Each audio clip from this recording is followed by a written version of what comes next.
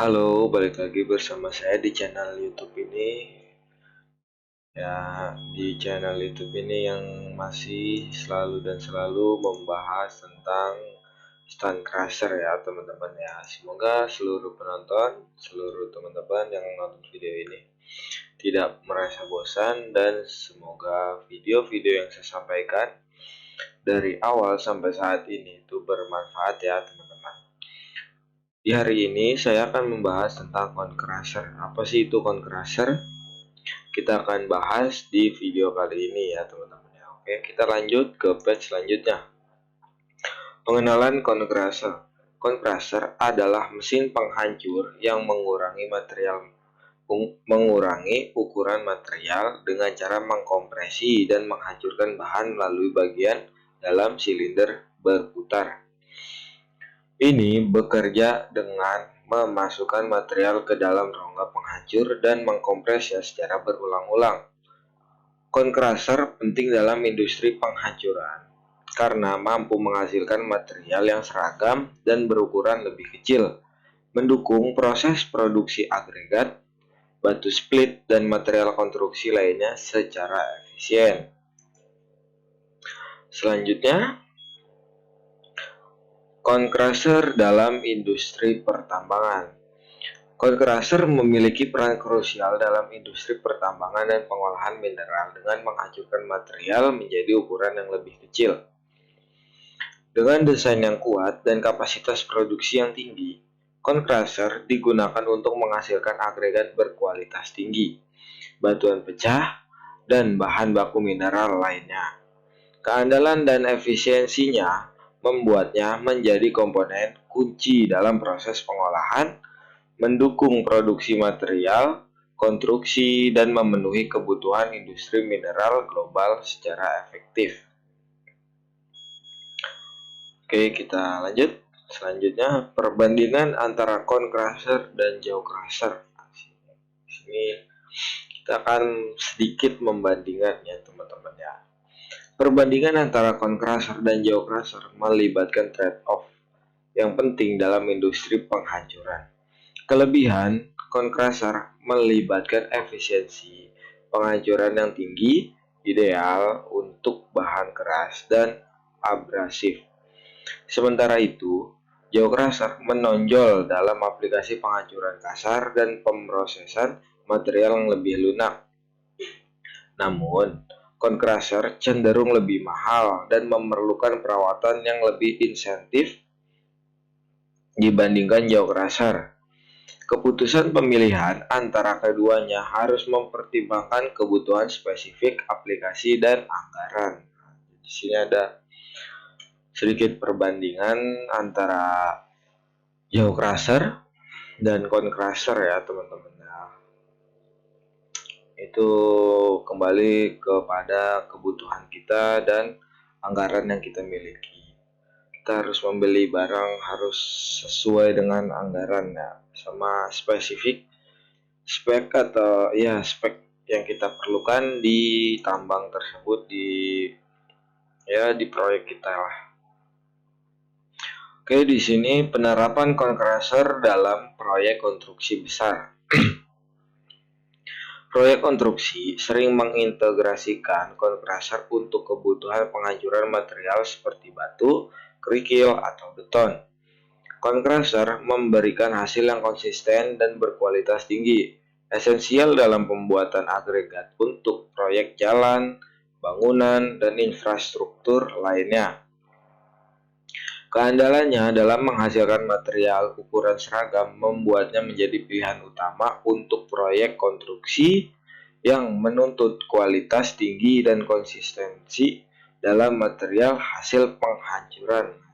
Jadi, kelebihannya juga ada ya, teman-teman ya. Oke, kita lanjut. Masalah umum pada cone crusher. Penggunaan cone crusher dapat menghadapi masalah seperti ausnya mantel atau liner, penyumbatan material, atau ketidaksempurnaan dalam gradasi produk. Cara untuk mengatasinya yaitu dengan perawatan rutin, pengawasan material yang masuk, dan penyesuaian pengaturan mesin diperlukan. Jadi sedikit ada masalahnya dan juga pasti ada cara untuk mengatasinya ya teman-teman. Kita lanjut, pengaturan mesin diperlukan yang tadi. Pemantauan secara teratur dan pemeliharaan preventif akan membantu meminimalkan kerusakan dan downtime, menjaga kinerja optimal compressor dalam jangka panjang. Gitu ya teman-teman ya. Jadi pasti setiap mesin memiliki masalahnya masing-masing, entah di gear mudah aus atau yang lainnya itu pasti ada ya teman-teman ya. Jadi kita harus yang namanya untuk perawatan rutin, terus pengawasan tentang mesin itu ya teman-teman ya. Oke, kita lanjut di page selanjutnya, perawatan compressor agar tetap optimal. Untuk memastikan keberlanjutan kinerja compressor, lakukan perawatan khusus seperti pemantauan getaran, penggantian mantel secara teratur, dan pembersihan sistem pendingin. Pastikan juga untuk mengoperasikan mesin sesuai dengan pedoman produsen, melakukan pelumasan yang tepat, dan memantau suhu operasional. Perawatan rutin ini akan meningkatkan efisiensi operasional dan memperpanjang umur pakai compressor. Nah, tadi ada masalah, terus di sini juga ada yang namanya perawatannya agar tidak terjadi masalah-masalah yang akan dihadapi nanti ya teman-teman ya. Nah, di sini buat teman-teman seluruh penonton yang mau konsultasi mengenai pemecah batu bisa banget langsung ke kami, kita ya teman-teman ya. Bisa banget langsung hubungi ke nomor 0851 7962 1688 ya teman-teman ya. Atau bisa juga dicek di Instagram kita di @stancrusher_indonesia ya teman-teman ya. Di follow bisa untuk mengetahui info lebih lanjut seputar stand crusher dan bisa banget konsultasi kepada kita ya. Oke, kita langsung lanjut. Baik, selanjutnya dampak dan solusi ramah lingkungan. Pengguna compressor dapat berdampak pada lingkungan melalui produksi debu dan kebisingan, serta konsumsi energi yang tinggi. Untuk mengatasi dampak ini, solusi ramah lingkungan mungkin melibatkan penggunaan filter debu canggih, teknologi pengurangan kebisingan, dan pemilihan sumber daya energi terbarukan. Optimasi proses produksi dan perawatan rutin juga dapat membantu mengurangi jejak lingkungan compressor, menjaga keseimbangan antara kebutuhan industri dan pelestarian lingkungan ya teman-teman ya. Setiap namanya kegiatan pertambangan, konstruksi pasti memiliki yang namanya dampak pada lingkungan ya teman-teman ya. Jadi kita harus mempunyai solusi juga untuk mengatasinya. Di page terakhir tentang inovasi terbaru.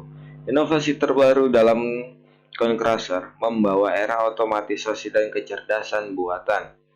Sistem otomatisasi canggih memungkinkan pemantauan real-time dan kontrol optimal terhadap parameter operasional, meningkatkan efisiensi dan mengurangi resiko kegagalan.